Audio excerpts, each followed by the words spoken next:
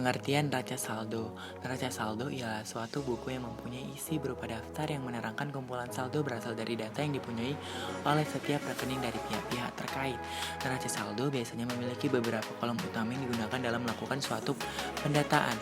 Kolom-kolom tersebut antara lain yakni kolom neraca itu sendiri, kolom harga pokok produksi, kolom perkiraan besar kecilnya keuntungan atau kerugian dari suatu transaksi, kolom pembelian serta penjualan.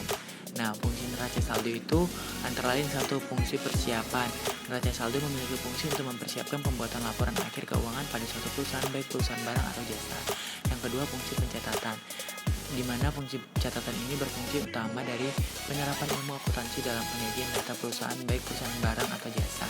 Yang ketiga itu fungsi koreksi, merupakan laporan keuangan yang berfungsi sebagai bahan evaluasi sebelum pembuatannya. Hal yang lebih dulu dilakukan yaitu melakukan koreksi terhadap seluruh catatan serta siklus akuntansi. Yang keempat ada fungsi monitoring, di mana neraca saldo yang berisi tentang ringkasan suatu data pada setiap akun. Selain berfungsi sebagai informasi, juga dapat berfungsi sebagai monitoring keuangan dalam perusahaan, baik perusahaan barang atau jasa. Berdasarkan fungsi dari neraca saldo yang dijelaskan di atas, ada beberapa manfaat penggunaan neraca saldo baik dari perusahaan jasa ataupun perusahaan barang, yakni satu, sebagai ringkasan dari akun-akun pada buku besar. Yang kedua itu, seperti namanya dalam bahasa Inggris, trial balance. Neraca saldo bermanfaat untuk menguji keseimbangan jumlah debit dan kredit yang ada dalam buku besar serta membuktikan bahwa akurasi perhitungan dalam sistem pembukaan yang berjalan pada setiap tahunan operasi perusahaan.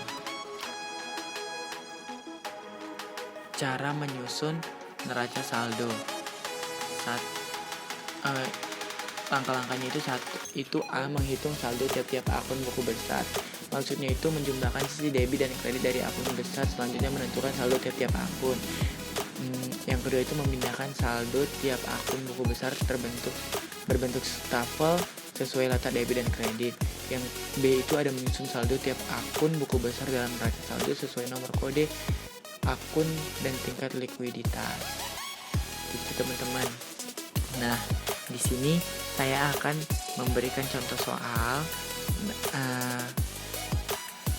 Ini akan saya paparkan di video saya ini, serta juga penjelasannya atau yang sudah saya kerjakan hasilnya seperti bagaimana.